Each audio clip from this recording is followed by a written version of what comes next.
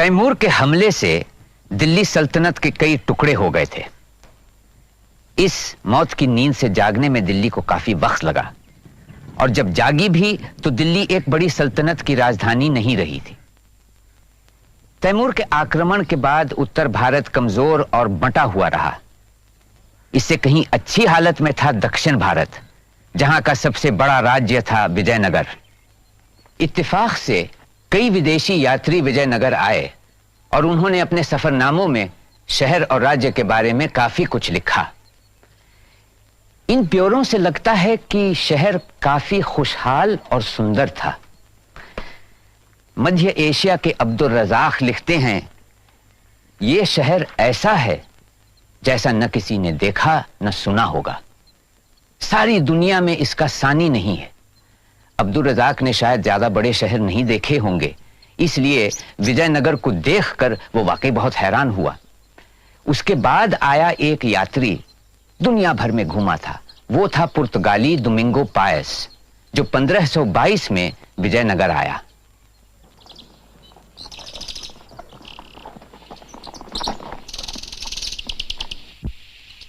इस देश में घनी आबादी वाले कई शहर, कस्बे और गांव हैं। महाराज ने एक विशेष नगर बनवाया है जो मजबूत चार दीवारी और परकटों से घिरा है। महाराज का महल भी एक मजबूत दीवार से घिरा हुआ है, जिसके अंदर इतनी जगह है जितनी पुर्तगाल की किसी महल में नहीं। इस शहर में साफ सुथरी सड़कें और धनिकों, सेनानायकों, सामान्य नागरिकों के भव्य मकान हैं। इस नगर में सभी देश और जाति के लोग हैं, क्योंकि यहाँ बड़े पैमाने पर कीमती पत्थरों, खासतौर पर हीरों का व्यापार होता है। शहर के आकार का बयान मुश्किल है। देखने से ऐसा लगता है जैसा ये रोमा जितना ही बड़ा और खूबसूरत है। सारी दुनिया में ये शहर इसीलिए भी बेहतरीन है क्योंकि यहाँ किसी चीज की कमी नहीं है। इस शहर की हालत उन शहरों जैसी नहीं जो अपने नागरिकों को खाने पीने का सामान भी नहीं दिला पाते। यहाँ तो हर आदमी के पास जरूरत की हर चीज है।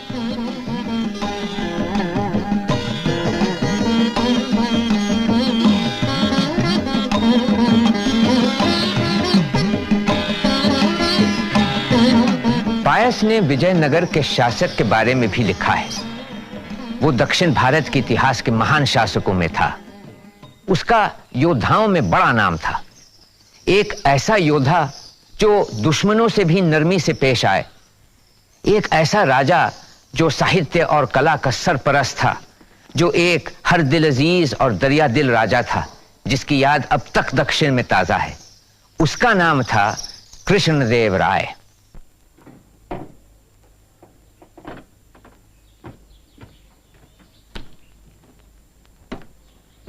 पापा जी, अन्ना की तबीयत अब कैसी है? महाराज अचेत अवस्था में है। लगता है उनका अंतिम समय आ गया है। क्या? अब जाने की कोई जरूरत नहीं। शोक मनाने के लिए तुम्हें बाद में काफी समय मिलेगा। तुम कहना क्या चाहते हो? मुझे जाने दो। जाने से क्या लाभ? महाराज ने अपने उत्तराधिकारी की घोषणा कर दी है। अब तुम चाहो भी तो उनके विचार नहीं बदल सकते। तो अब क्या तुम उनके उत्तराधिकारी बन बैठे हो? सिंहासन हड़पने की मेरी कोई इच्छा नहीं है। ऐसी योजनाएं तुम ही बनाते रहे हो, पर अब कोई फायदा नहीं। अन्ना ने अपने बेटे को अपना उत्तराधिकारी घोषित किया है। वो 6 बरस का नादान बच्चा है, वो राज्य कैसे चलाएगा? क्यों नहीं? किसी योग्य शासनपाल की मदद से अवश्य चला सकता है। और वो योग्य शासनपाल आप ही होंगे, है ना? महाराज ने शासनपाल के संबंध में कुछ नहीं कहा है। मैं महाराज का सगा भाई हूं। तुम सौतेले, मेरा हक तुमसे ज्यादा है। महाराज ने कुछ दूसरे आदेश भी दिए हैं। अप्पा जी, सुना दीजिए। जी हाँ, महाराज वीर नरसिम्हा राय ने आदेश दिया है कि कृष्णदेव राय को बंदी बना लिया जाए और उसकी दोनों आंखें फोड़ दी जाएं। महाराज ऐसा आदेश कभी नहीं दे सकते। वो इतने क्रूर नहीं हैं। वो मुझे बेहद चाहते हैं। ऐसा उन्होंने अच्युतदेव राय की सलाह पर ही किया है। अच्छा, मेरे सैनिक अभियान में राजधानी से बाहर चले जाने के बाद तुमने महाराज की जो सेवा की है, ये उसी का फल है। मगर मैं श्रेष्ठ सेना नायक समझा जाता हूं। मैं साम्राज्य को कमजोर नहीं होने दूंगा, कुछ भी हो। ऐसा सोचा गया कि तुम नए राजा के प्रति निष्ठावान न रहो। किसने ऐसा सोचा? तुमने? सैनिकों, महाराज के आदेश का पालन करो, बंदी बना लो इसे। देख क्या रहे हो, बंदी बनाओ। राजकुमार, वो आपके आदेश का पालन नहीं करेंगे, खास तौर से कृष्णदेवराया के संबंध में बिल्कुल नहीं। क्या क्या मतलब है इन सबका? आप जल्द ही मतलब समझ जाएंगे। सैनिकों, राजकुमार अच्युत देव राय को सुरक्षित उनके कक्ष में ले जाओ।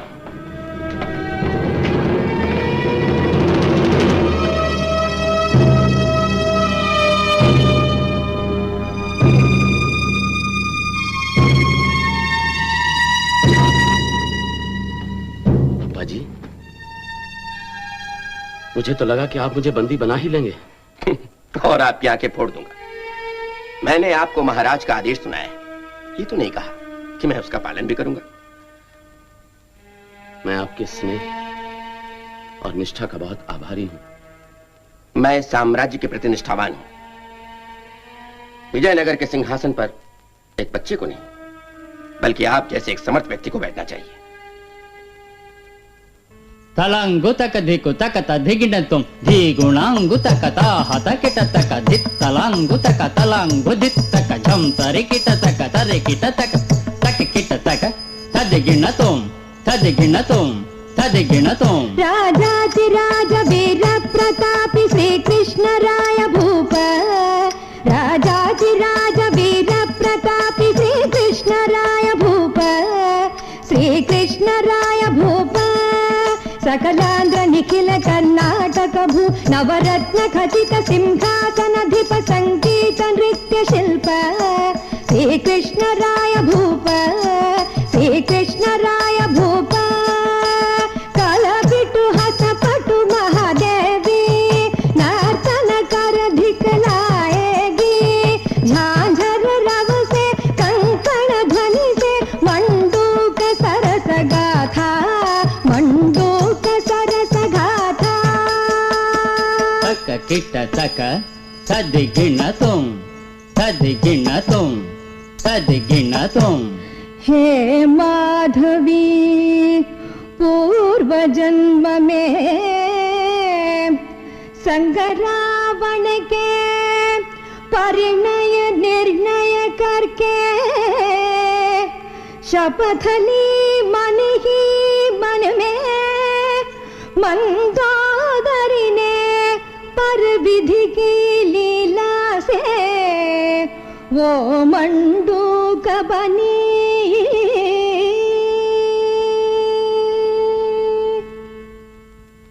धिदित्तै धिदित्तै धिदित्तै खल खल खल खल किल किल किल किल जल में किल किल झर झर बिंदु। ताम दिगदी ताम दिगदी ताम दिगदी ताम तत दिगदी तत दिगदी तत दिगदी तै ता तै तरित तलां तकताम तकेट तक तरित तलां तकताम किडक धमित धमिताम किडक धन तजन जनुताम दित्ता तदिगिणतुम तदिगिणतुम तदिगिणतुम। जगमग जगमग कवच खड्ग है दोनों भुजा पर जमे अडिगे हैं। ताम दिगदी ताम दिगदी ताम दिगदी ताम तत दिगदी तत दिगदी तत दिगदी तै। हे माधवी, रूप लावण्यमयी कोमल कुसुम जैसी। मंदोदरी को रावण ने देखा। हिमगिरि सुता सौजा सम्मोहित हुआ। सम्मोहित हुआ। सम्मोहित हुआ। संग संग केली की रस की डुबकी कोमल कामिनी अतिशय मोगी। वर भागों में मंदोदरी को ले गए लंकापुरी को। वो ले गए लंकापुरी को। राजाधिराज वीर प्रतापी श्री कृष्ण राय भूप। श्री कृष्ण राय भूप। सलाम सलाम सलाम।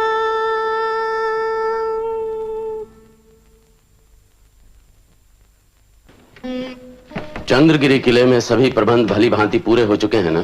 जी हाँ महाराज, राजकुमार वहां से भाग नहीं सकते। पहरेदार भरोसेमंद है और हम उन्हें समय समय पर बदलते भी रहेंगे ताकि वो राजकुमार से कोई संबंध न बना सके। अप्पा जी, मुझे एक बात का आश्वासन दीजिए कि उन्हें किसी प्रकार का कोई कष्ट नहीं होगा। वैसे भी मुझे अपने सगे संबंधियों को कारावास में डालते हुए ठीक नहीं लग रहा। महाराज, ठीक तो मुझे भी नहीं लग रहा है, परंतु ऐसा न करने में जोखिम अधिक है, क्योंकि इस वक्त हमें बाहरी शत्रुओं से निपटने की तैयारी करनी है। अंदरूनी जोखिम उठाने की अवस्था में हम नहीं। हाँ, बीजापुर के आदिल खान ने उत्तरी सीमा को कृष्णा से तुंगभद्रा तक धकेल दिया है और पश्चिम में गोवा और बेलगांव पर कब्जा कर लिया है। उधर उड़ीसा के गजपति ने उदयगिरी को हड़प कर हमें पूर्वी घाटों तक धकेल दिया है। अब इससे ज्यादा हमारी प्रतिष्ठा और क्या कम हो सकती है? महाराज, हमें पूरा विश्वास है कि आप विजयनगर की खोई हुई प्रतिष्ठा को वापस दिला सकते हैं। आपके इस विश्वास से साहस बढ़ता है। अप्पा जी, मैं सौगंध खाता हूं, अंतिम सांस तक विजयनगर की खोई हुई प्रतिष्ठा को वापस दिलाने का प्रयास करता रहूंगा। महाराज, आधी सफलता तो ये संकल्प है। सबसे पहले हमें अपने नायकों को काबू में करना होगा। उन देशद्रोहियों को हमने पत्र लिखे थे, कोई उत्तर मिला? जी, दक्षिण के कुछ नायकों ने राजस्व देने से इनकार कर दिया है और मैसूर के भी कुछ नायक आपको राजा मानने को तैयार नहीं। उम्मतूर के दुष्ट गंगाराया ने सिंहासन पर अपना दावा करने का दुस्साहस भी किया है। मैं ये सब और बर्दाश्त नहीं कर सकता। इन देशद्रोहियों को अब मेरी तलवार की धार का सामना करना पड़ेगा।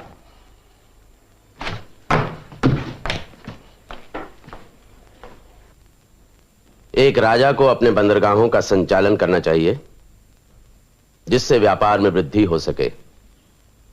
घोड़ों, रत्नों और मोतियों के आयात को प्रोत्साहित करना चाहिए और बाहर देश से आकर यहां बसे हुए लोगों को उनके रहन सहन के अनुसार सुविधाएं प्रदान करनी चाहिए। आइए अप्पा जी। जी। पादरी कहां हैं? क्या चाहते हैं वो हमसे? महाराज, वो पुर्तगालियों का दूत बनकर आए हैं और अपने राज्यपाल अल्बुकर्क की ओर से कोई आवश्यक संदेश लेकर। उनसे हमें अधिक प्रतीक्षा नहीं करानी चाहिए। पुर्तगालियों से हमें मित्रता और व्यापार संबंध बनाए रखने हैं।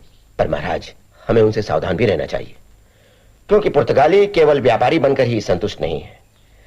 लगता है उन्हें कुछ और भी चाहिए।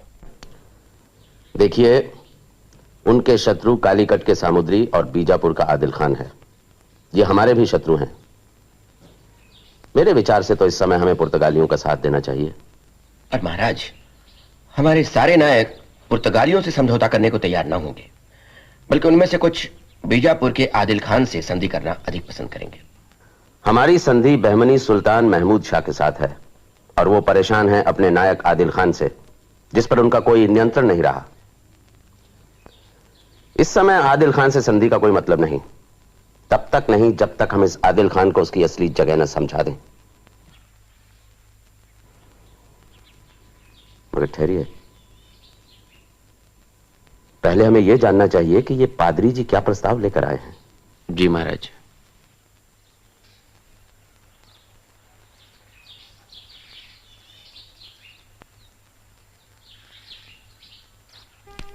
आइए।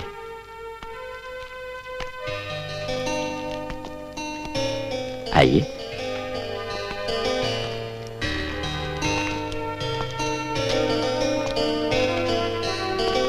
आइए।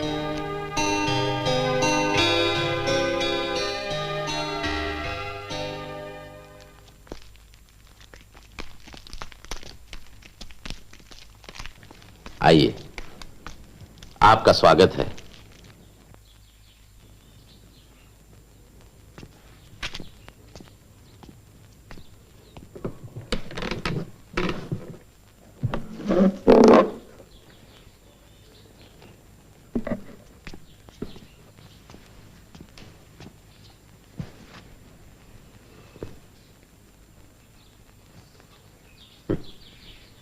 आप अपने महाराज और राज्यपाल महोदय से इन उपहारों और शुभकामनाओं के लिए हमारा धन्यवाद जरूर कहिएगा। श्रीमान, हमारा महाराज हृदय से आपका सम्मान करते हैं और मित्रता की इच्छा रखते हैं। पर उनसे तो हमारी मित्रता है ही, और हम इस मित्रता को विशेष महत्व देते हैं। क्यों अप्पा जी? जी, मित्रता के अलावा आपके राज्यपाल श्रीमान अल्बुकर्क हमारे राय से और क्या चाहते हैं?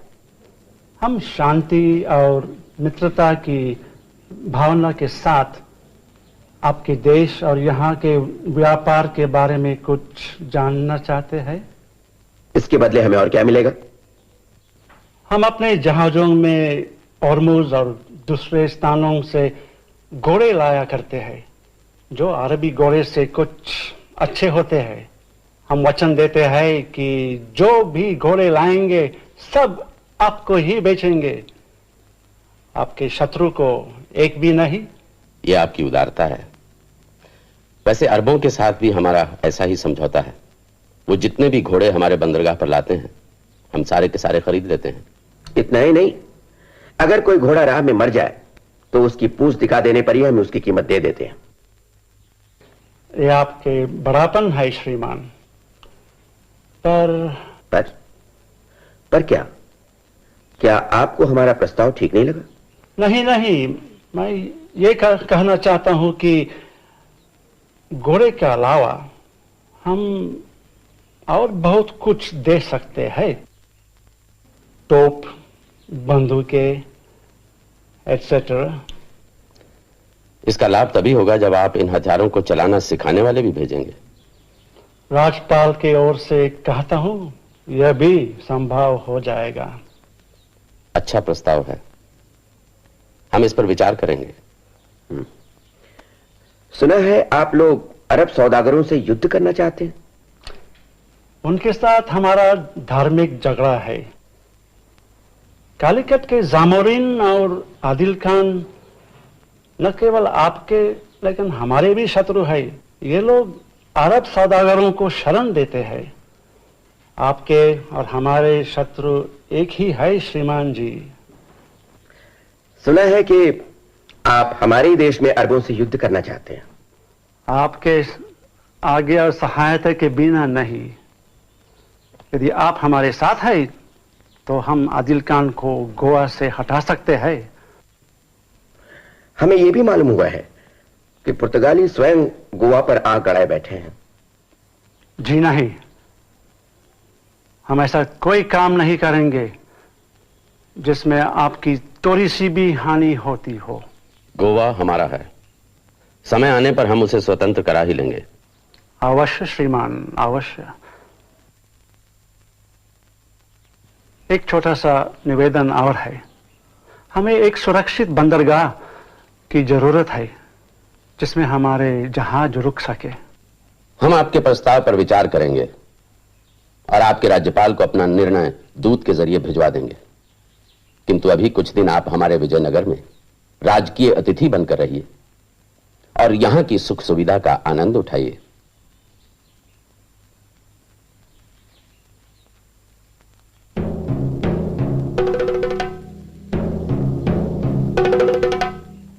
राया रोज सूरज उगने से पहले सेर भर तिल का तेल पीते हैं और फिर इसी तेल से मालिश करवाते हैं। मालिश के बाद एक लंगोट पहन मुकदर उठाते हैं, फिर तलवारबाजी के अभ्यास करते हैं जब तक कि सारा तेल पसीने के साथ बह न जाए। फिर अपने किसी पहलवान के साथ कुश्ती लड़ते हैं। इतनी मेहनत के बाद घोड़े पर सवार हो सूरज उगने से पहले खुले मैदान में एक दिशा से दूसरी दिशा तक घोड़ा दौड़ाते रहते हैं। दिन निकलने से पहले तक वो इन्हीं कामों में व्यस्त रहते हैं।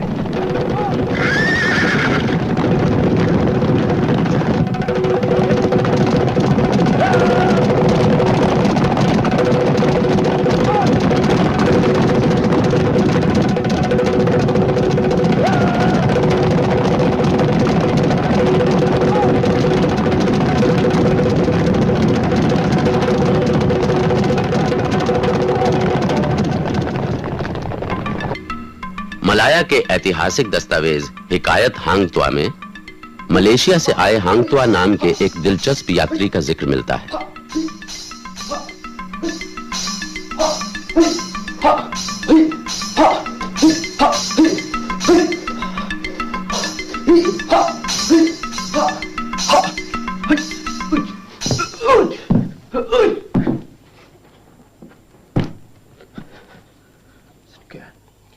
बहुत अच्छे भाई, तुम तो तलवारबाजी की कला में माहिर हो हांग त्वांग।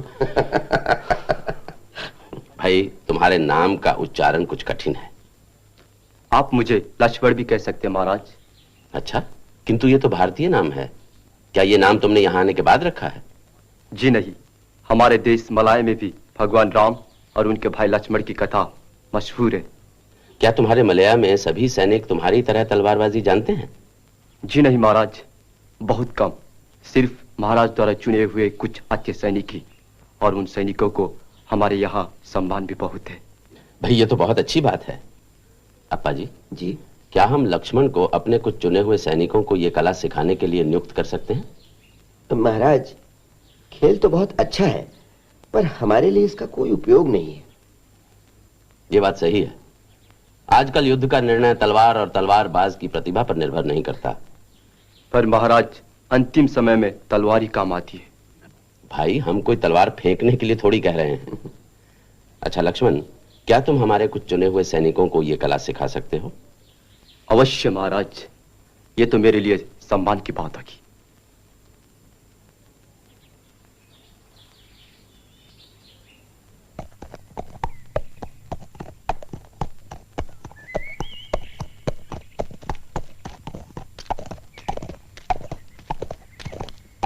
राया, बीजापुर के नए बादशाह इस्माइल आदिल खान का एलची आया हुआ है। उसे यहाँ बुलाओ। यहाँ राया? क्यों नहीं? क्या उसने कभी घोड़े पर सवार आदमी नहीं देखा है? जी हाँ। जी।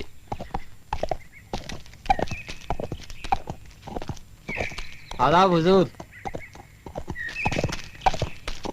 हुजूर, हमारे नए सुल्तान के वालिद के इंतकाल पर भेजे गए हमदर्दी भरे पैगाम के लिए आपके एहसानमंद हैं, और उनके तख्तनशी होने पर आपकी बधाइयां पाकर वे खुश हुए। उन्होंने शुक्रिया भेजा है। पर हुजूर, हमारे सुल्तान को इस बात का अफसोस है कि विजयनगर के नायकों ने उस वक्त जबकि सुल्तान सोग में थे, गोवा पर कब्जा पाने के लिए पुर्तगालियों की मदद की और एक नाजुक मौके का फायदा उठाने की कोशिश की। हुजूर, नायकों ने गोवा पर कब्जा आपके लिए किया होता तो भी कोई बात थी, पर पुर्तगाली जो कि फिरंगी हैं, परदेसी हैं, उन्हें अपनी जमीन पर कब्जा क्यों करने दिया जाए? पर यूसुफ आदिल खान भी तो परदेसी थे। हुजूर, उनकी सिर्फ पैदाइश ही परदेश में हुई थी। वो तो यहाँ के बाशिंदे हो गए थे, और उनकी दारुल सल्तनत बीजापुर थी, ना कि 7 समंदर पार। अच्छा, इसीलिए बीजापुरी पुर्तगालियों के साथ बैठ के और हमारे विरुद्ध संधि करने की कोशिश करते रहे हैं। हुजूर को कोई गलतफहमी हुई है? कोई गलतफहमी नहीं हुई है। हमें पक्का मालूम है कि आप लोगों ने हमारे विरुद्ध इस्तेमाल करने के लिए तोपें, बंदूकें और घोड़े खरीदे हैं। अब उनसे मतभेद हो गया तो हमारे पास चले आए हो। पर हुजूर, ये बात सच है कि हमारे खिलाफ लड़ाई में आपके नायकों ने पुर्तगालियों का साथ दिया है। पर हुजूर, शायद ये बात आपको मालूम ना हो। और बहुत हुआ। अब ये बताओ थोड़े शब्दों में और जल्दी कि आदिल खान हमसे क्या चाहता है? हुजूर, हमारे सुल्तान पुर्तगालियों से गोवा आजाद कराने में आपसे मदद की उम्मीद रखते हैं। लेकिन हमने माना ही कब है कि गोवा आपका है? और फिर आदिल खान तो बहमनी सुल्तान का नायक है, तुम उसे सुल्तान क्यों कहते हो? वैसे हमारा फिरंगियों से कोई झगड़ा तो है नहीं, जबकि बीजापुर ने हमारी जमीन का एक बहुत बड़ा हिस्सा हड़प लिया है। जब तक कि इस्माइल आदिल खान हमारी जमीन का हिस्सा वापस नहीं करते, हम उनसे कोई समझौता नहीं कर सकते।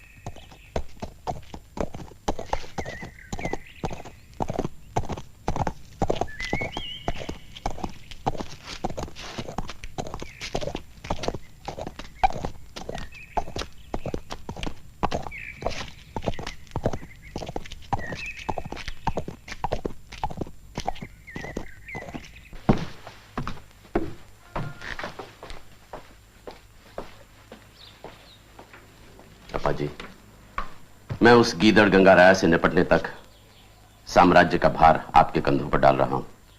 विजयी भव, ईश्वर आपको विजयी करें। स्वागत है पादरी जी। आप गोवा कब वापस जा रहे हैं? अभी तुरंत ही राया। आपके राज्यपाल महोदय के साथ एक लाभदायक समझौते के लिए मैं आप पर भरोसा कर रहा हूं। मैं अपनी ओर से पूरी कोशिश करूंगा महाराज। मैं इस नगर की जल व्यवस्था को ठीक करवाना चाहता हूं। विजयनगर में एक बड़े जल प्रदाय की आवश्यकता है, जिसे पुर्तगाली कारीगर ही बना सकते हैं। इसलिए आप पुर्तगाली कारीगर और जल वैज्ञानियों को साथ लाना न भूलिएगा। अवश्य। और दूसरी शर्तें भी आपको मालूम ही है ना? जी हाँ, यही है ना कि सिर्फ आपको ही घोड़े, बंदूकें और तोपें दी जाएं और बदले में आप हमें बंदरगाहों का उपयोग करने, एक बस्ती, एक सैनिक छावनी और एक कारखाना बनाने की अनुमति दी जाए। इसके साथ आप हमें गोवा में भी कुछ अधिकार देंगे? बिल्कुल ठीक। अप्पा जी, पादरी लुइस के साथ एक सशस्त्र सैनिकों की टोली भेज दी जाए। पता नहीं है आदिल खान कब क्या कर बैठे। जो आज्ञा महाराज।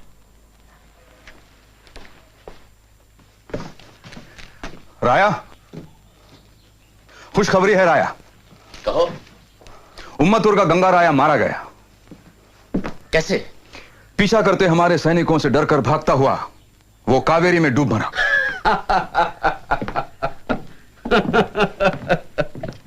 वो देशद्रोही इसी लायक था। अच्छा हुआ साम्राज्य का एक और कांटा खत्म हुआ। अभी अब आपको उम्मतुर के नए शासनपाल के बारे में सोचना चाहिए राया। गोविंद राया कैसा रहेगा? कौन गोविंद राया? अप्पा जी का भाई? पर वो तो ब्राह्मण है राया। तो महाराज, हम चारों तरफ शत्रुओं से घिरे हुए हैं। हमें इस समय शक्तिशाली सेना नायकों और उनके तैयार सैन्य दलों की आवश्यकता है, ऐसे ब्राह्मणों की नहीं जो जरूरत पड़ने पर शस्त्र भी ना उठा सके। शस्त्र चलाने के लिए हमारे पास सेना है। गोविंद राया वहां की व्यवस्था को सुधार सकता है। ब्राह्मणों को उच्च पदों पर बिठाकर मैं वास्तव में कुछ ज्यादा ही शक्तिशाली हो चुके नायकों की शक्ति को कम करना चाहता हूं। मैं नहीं चाहता फिर से कोई गंगा राया सर उठाए। पर राया, ब्राह्मण पहले से ही बड़ी संख्या में मंत्री पद पर बैठे हुए हैं। आपस में सब संगठित होकर आपके विरुद्ध उठ खड़े हुए तो? ऐसा नहीं हो सकता। उनके पास नायकों जैसे शस्त्र चलाने वाले सैनिक कहां? हाँ, अगर तुम शासनपाल बनना चाहते हो तो साफ साफ शब्दों में कहो, तुम मेरे दामाद हो। जब आपने निर्णय कर ही लिया है तो मैं क्या कह सकता हूं। राम राया, मैं तुम्हें अपने से दूर नहीं रखना चाहता। तुम्हें यह समझना चाहिए।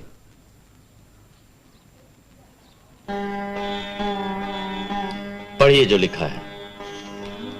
कोई राजा यदि ब्राह्मणों को उच्च पद पर प्रतिष्ठित करता है तो वह अपनी उन्नति के द्वार खोलता है।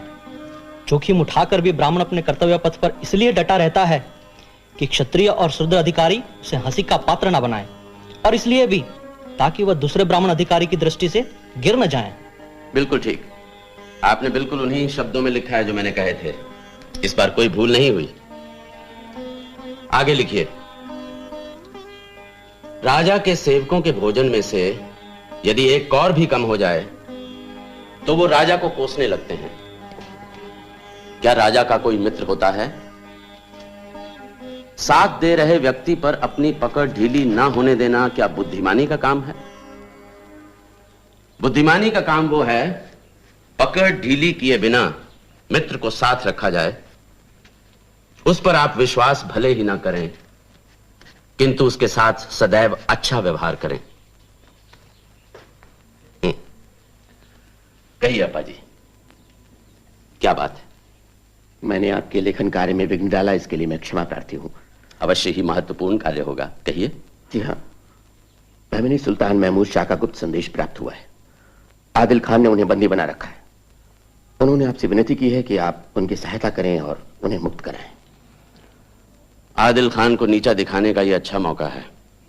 महमूद शाह को संदेश भेजिए कि हम उन्हें बिदर की गद्दी पर वापस बिठाएंगे। आप समझ रहे हैं ना अप्पा जी? बहमनी सुल्तान को पुनः गद्दी पर बिठाने वाला दक्षिण में मैं पहला हिंदू राजा होऊंगा। इससे ज्यादा हमें और क्या चाहिए? जी हाँ, शक्तिशाली और शत्रु पड़ोसी आदिल खान की तुलना में आपके उपकारों से दबा दुर्बल महमूद शाह हमारे लिए अधिक उपयोगी सिद्ध होगा।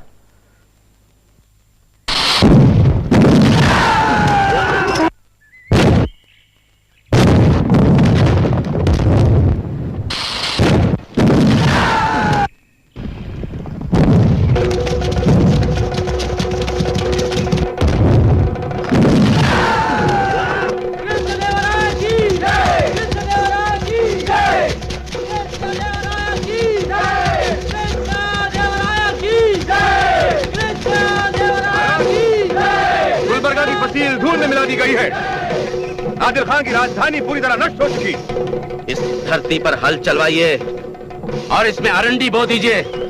जब इब्राहिम सुल्तान खान इस स्थान को देखेगा या इसके बारे में सोचेगा तो हमारी शक्ति के भय से कांप उठेगा। क्या आप नगर में प्रवेश करेंगे महाराज? नहीं, अभी तो आधा काम हुआ है। सुल्तान महमूद को बिदर में उनके सिंहासन पर बिठाना जो बाकी है। आप नगर में प्रवेश कीजिए और सुल्तान महमूद को यह खबर दीजिए कि हमने इब्राहिम खान को हरा दिया है और गुलबर्गा की चट्टान जैसी मजबूत चार दीवारी का जो हमने हाल किया है उसके बारे में भी बताइएगा। मैं स्वयं उन्हें बिदर छोड़ने आऊंगा। जो आ गया महाराज।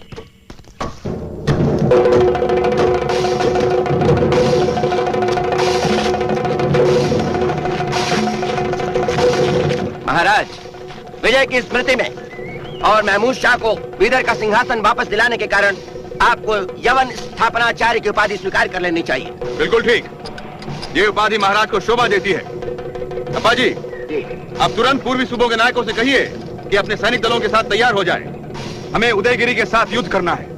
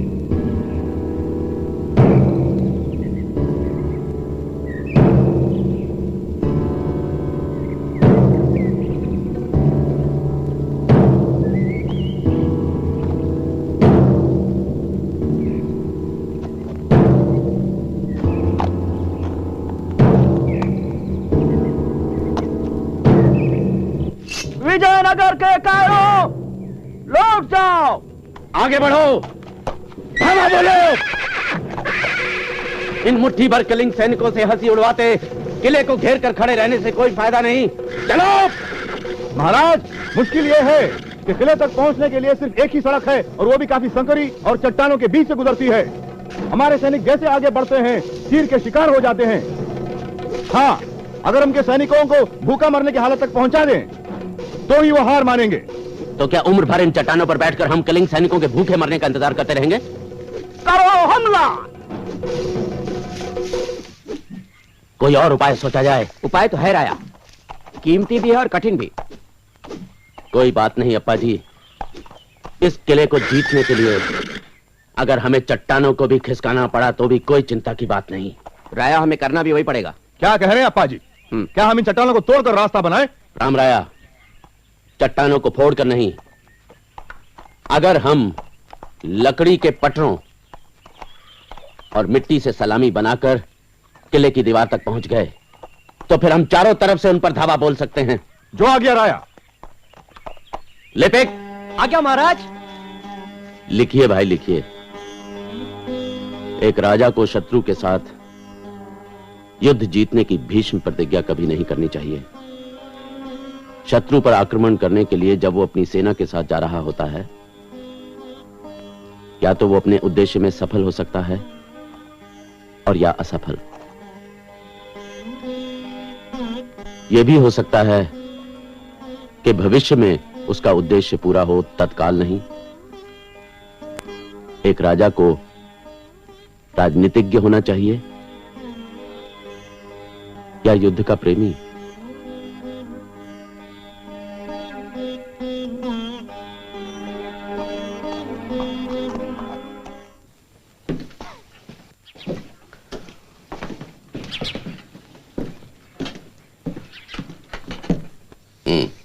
अपा जी, आप हिसाब लगा लीजिए कि कितना धन यहाँ इस किले की रख रखाव के लिए रखना है और बाकी राजकोष में जमा करवा दीजिए। जी बहुत अच्छा। बंदियों के बारे में क्या सोचा? क्या उनमें से कुछ ऐसे हैं जो हमारी सेना में भर्ती होने की इच्छा जाहिर करते हैं? जी हाँ राया, बहुत से सैनिक और अधिकारी चाहते हैं।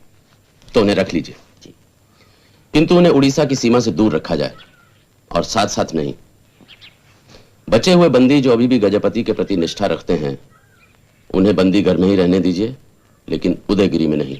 जी राया, राज परिवार के सदस्यों का क्या करें? उन्हें मेरे सामने लाइए। जी बहुत अच्छे। आइए आइए। राया, ये उड़ीसा के गजपति प्रताप रुद्र के पुत्र वीरभद्र जी हैं और ये उनकी माता जी गजपति की छोटी रानी। आपका स्वागत है। आशा है आपकी सुख सुविधाओं में कोई बाधा नहीं आई होगी। आसन ग्रहण करें। इस आदर भाव के लिए आभारी हूँ। राया, क्या जान सकती हूँ अब हमारा क्या होगा? देखिए रानी साहिबा, अभी युद्ध समाप्त नहीं हुआ है, इसलिए अभी मैं आपको कटक भेजने की स्थिति में नहीं हूं।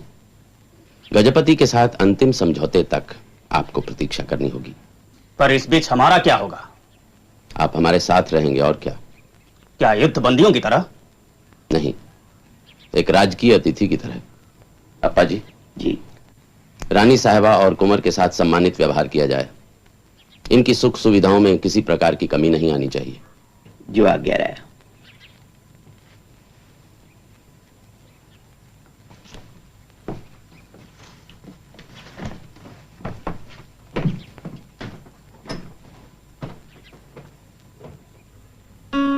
राया, आपके लिए एक अनमोल रत्न है।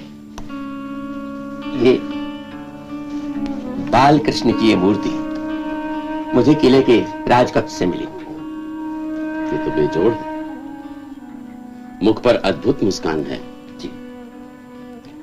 इसकी स्थापना के लिए महल परिसर में मैं एक भव्य मंदिर का निर्माण करवाऊंगा। राया, कृष्ण के प्रति आपकी भक्ति तो जग जाहिर है, परंतु यदि आप एक बात का ध्यान रखें तो अच्छा है। आपकी प्रजाओं में बहुत सारे लोग दूसरे पंथों को भी मानने वाले हैं। उनके प्रति आपका व्यवहार कहीं ऐसा ना हो कि उनकी भावना को कहीं भी ठेस पहुंचे। आप ठीक कह रहे हैं। मैं कृष्ण उपासक हूं, इसलिए दूसरे पंथों को यह नहीं लगना चाहिए कि मैं उनकी उपेक्षा कर रहा हूं। जी हाँ, मेरे विचार से राया, यदि आप राज्य के समस्त तीर्थ स्थलों का भ्रमण करें तो बहुत अच्छा होगा। अवश्य। हमारा साम्राज्य दूर दूर तक फैला हुआ है, यहां तक कि भाषा भी एक नहीं है। हमें एक ऐसे सूत्र की खोज करनी है जिससे अपनी प्रजा को एक साथ जोड़ कर रख सके। जी। तमिल, तेलुगु और कन्नड़ा, इन 3 भाषा समूहों, विभिन्न जातियों और संस्कारों में बंटी हुई एक बड़ी आबादी को जोड़े रखने में धर्म ने एक महत्वपूर्ण भूमिका निभाई। किसी भी सामंती शासक की तरह कृष्णदेव राया ने भी अनेक मंदिर बनवाए और पुराने मंदिरों को दान में धन दिया। राजा की दिनचर्या की नकल मंदिरों में होने लगी। राजा और देवता में एक तरह की समानता आ गई, जिससे राजा की प्रतिष्ठा बढ़ी।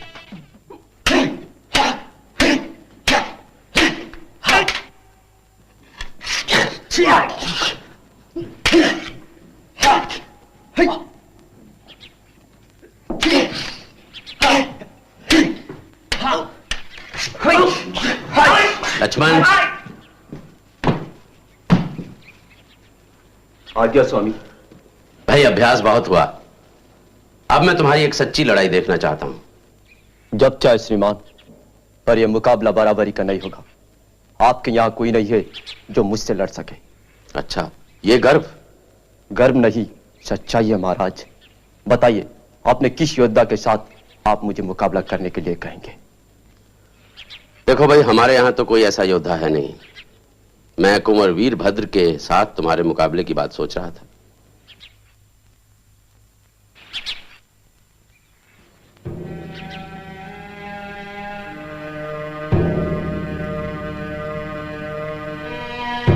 आपने मुझे बुलवाया?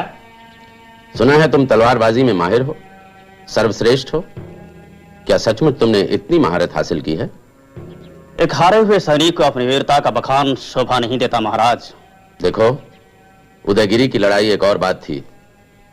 बड़ी लड़ाइयों में व्यक्तिगत कुशलता कोई खास महत्व नहीं रखती। आज यहां मैं तुम्हारी तलवारबाजी का प्रदर्शन देखना चाहता हूं। प्रदर्शन? मैं योद्धा हूं महाराज, कोई खेल दिखाने वाला नहीं हूं। किसी की मांग पर अपनी वीरता का प्रदर्शन मुझे बिल्कुल पसंद नहीं है। खेल नहीं, मैं सच्ची लड़ाई की बात कर रहा हूं। सच्ची लड़ाई? लेकिन ऐसा कौन है जो मेरे साथ लड़ सके? लक्ष्मण। इसके साथ? अरे भाई, ये 7 समुद्र पार से आए महान तलवारबाज हैं और इन दिनों हमारे अतिथि हैं। लेकिन मैं इसके साथ लड़ नहीं सकता। एक साधारण नागरिक और राजवंश के सदस्य के बीच कोई मुकाबला नहीं हो सकता है। मेरी अपनी प्रतिष्ठा है। वीरभद्र, अगर तुम इस मुकाबले में विजयी हुए तो हम तुम्हें स्वतंत्र कर देंगे और तुरंत तुम्हारे पिता के पास कटक भेज देंगे। वैसे भी तुम इस स्थिति में नहीं हो कि हमारे प्रस्ताव को अस्वीकार कर सको। ठीक है, मैं लड़ूंगा, पर यह मुकाबला बराबरी का नहीं है। जाओ, अपनी तलवार चुन लो। लक्ष्मण, मैं केवल इस व्यक्ति का घमंड तोड़ना चाहता हूं। देखो, इसे चोट नहीं लगनी चाहिए। उन्हें कुछ नहीं होगा महाराज, मैं उन्हें मारूंगा नहीं। जाओ, भाग्य सहाय हो। हमारी इच्छा पूर्ति के लिए तुम विजयी हो।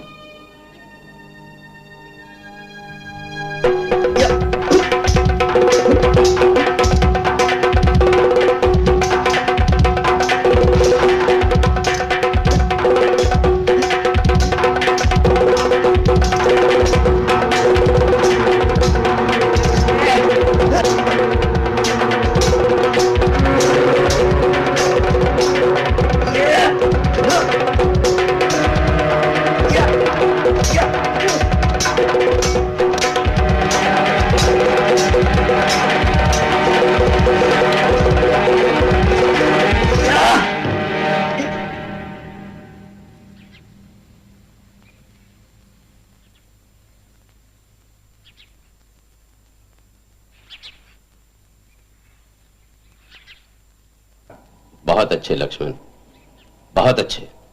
धन्यवाद महाराज। महाराज!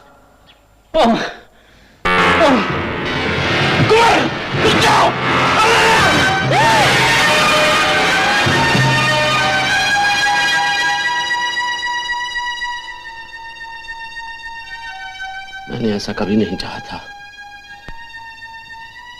मैं तो बस इसका घमंड थोड़ा कम करना चाहता था।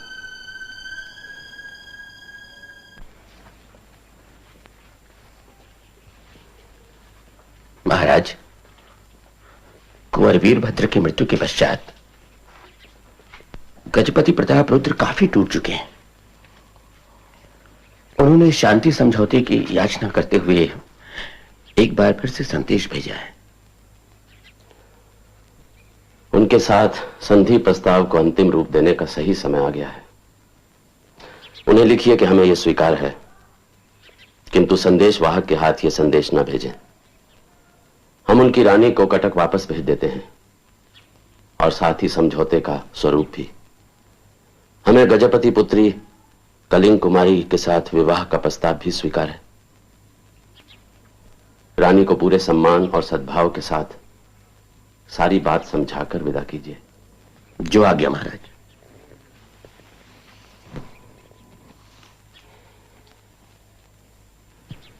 समय पर काम पूरा होने की उम्मीद रख सकते हैं ना?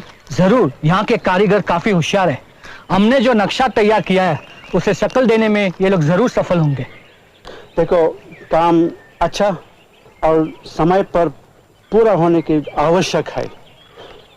राया के साथ हमारे संबंधों में इस जल प्रदाय की निर्माण माने रखते हैं। मैं तो कभी सोच भी नहीं सकता कि एक राजा अपनी प्रजा की प्यास बुझाने के लिए इतना सोच सकता है। अभी तुम्हें बहुत कुछ सीखने मिलेंगे। हम लोग पुर्तगाल में बैठकर सोचते हैं कि यहाँ के लोग कुछ नहीं जानते और कि हम लोग यहाँ आके उनको सब कुछ सिखाएंगे, लेकिन यह सच्चाई नहीं है।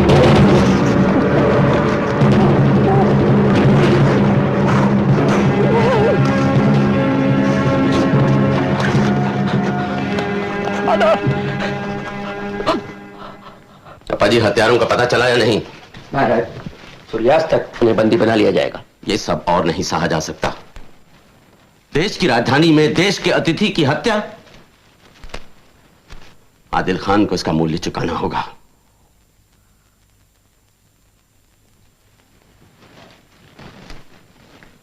श्रीमान, मैं अपने दुख को शब्दों में नहीं कह सकता। पादरी लुइस हम सबके हृदय में समा गए थे। वो एक सीधे सच्चे इंसान थे। अप्पा जी, पुर्तगाल के इस महान राजगीर की सुरक्षा का कड़ा प्रबंध करना चाहिए। अवश्य महाराज। और पुर्तगाली राज्यपाल से हमें क्षमा मांगनी होगी कि हम उनके दूत की रक्षा नहीं कर पाए, और उन्हें माकूल मुआवजा भी देना होगा। इस सब का तुरंत प्रबंध किया जाए जी। और उन हत्यारों को जीवित मेरे सामने लाया जाए। उनसे उगलवाने के बाद आदिल खान को सबक सिखाया जाएगा।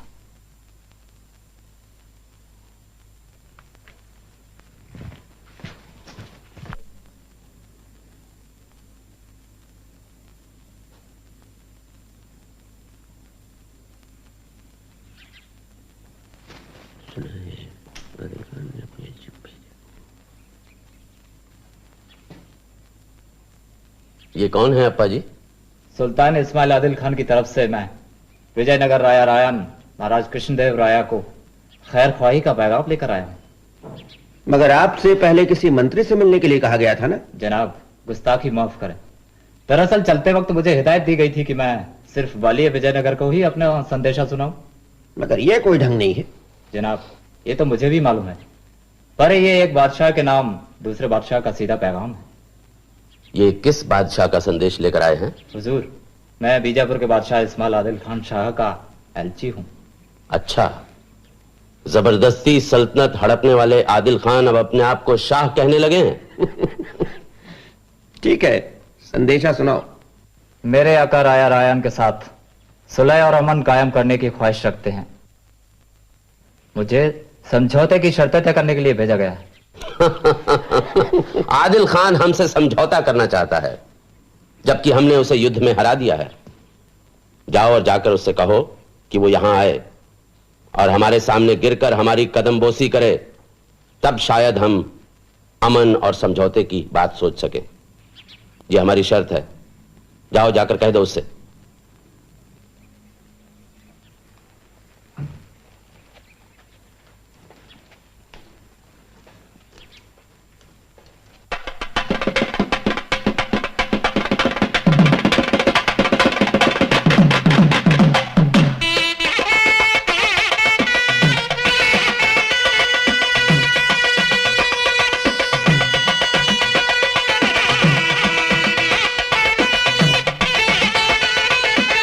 विजयनगर में उत्तराधिकार का सवाल हमेशा बहुत पेचीदा हुआ करता था। कई बार तो इसके लिए खून तक बहने की नौबत आ गई। कृष्णदेव राया ने अपने 6 वर्ष के मासूम बच्चे को अपने जीते जी राजा बना दिया, ताकि वो अपने बेटे का मार्गदर्शन करे और उसके हितों की रक्षा कर सके। समे कामान काम कामाय मह्यम कामेश्वरो वै श्रवणो ददातु कुबेराय वै श्रवणाय महाराजाय नमः देवस्य त्वास विदुप्रसवे। राया, आप कम से कम शासनपाल का पद स्वीकार कर लेते तो अच्छा था। नहीं अप्पा जी, इसकी अब जरूरत नहीं है।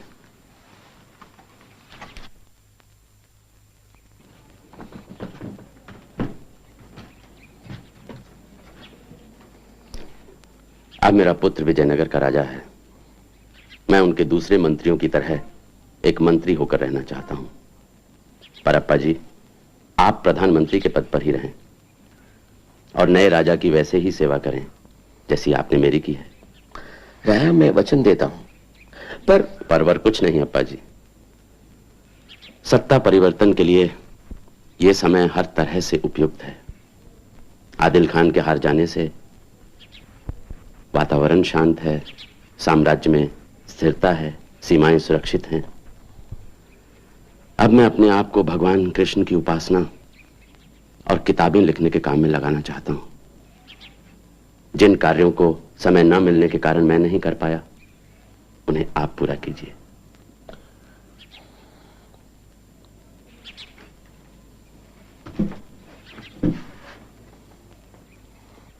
भाग्य भी कभी कभी कितना कठोर हो जाता है।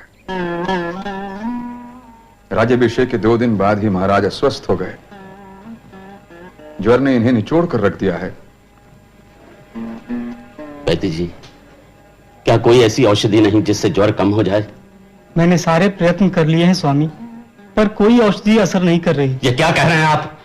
क्या आपका सारा औषध ज्ञान पराजित हो चुका है? महाराज, मैंने एक पुर्तगाली चिकित्सक को गोवा से बुलाया है। समझ नहीं आता इस भयानक ज्वर का कारण क्या है।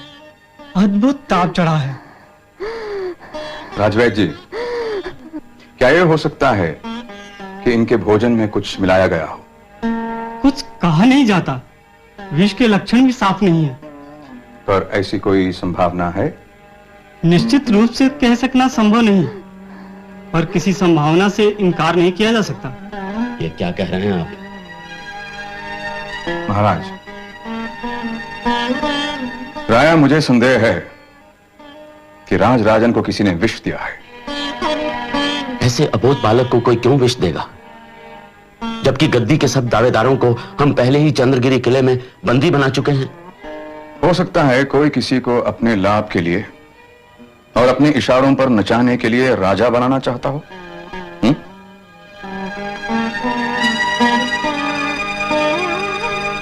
तुम्हें किस पर संदेह है? हो सकता है ये किसी मंत्री का। मंत्री? अप्पा जी, नहीं, ये नहीं हो सकता। क्यों नहीं हो सकता? क्यों नहीं हो सकता? मुझे पूरा विश्वास है। याद कीजिए राया, एक दिन उन्होंने आपको भी गद्दी पर बिठाया था।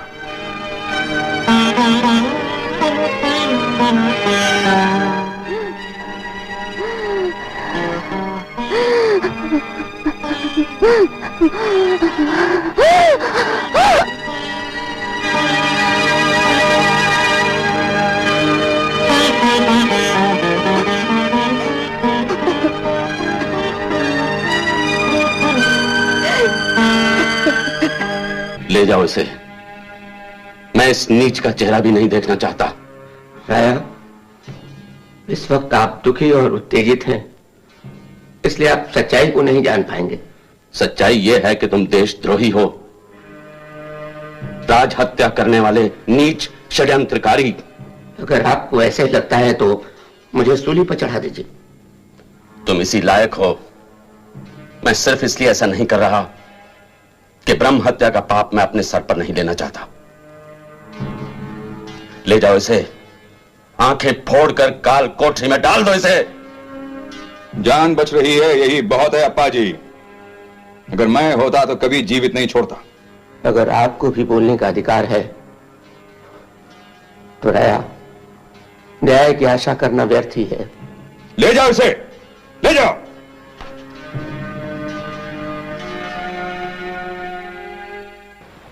ऐसा था विजयनगर, जो सारे दक्षिण और उत्तरी तट पर फैला हुआ था। उसे अपनी खुशहाली और सुंदरता पर बड़ा नाज था और अपनी ताकत पर हद से ज्यादा घमंड। किसी ने यह सोचा तक नहीं कि शहर और सल्तनत दोनों का अंत बहुत दूर नहीं था।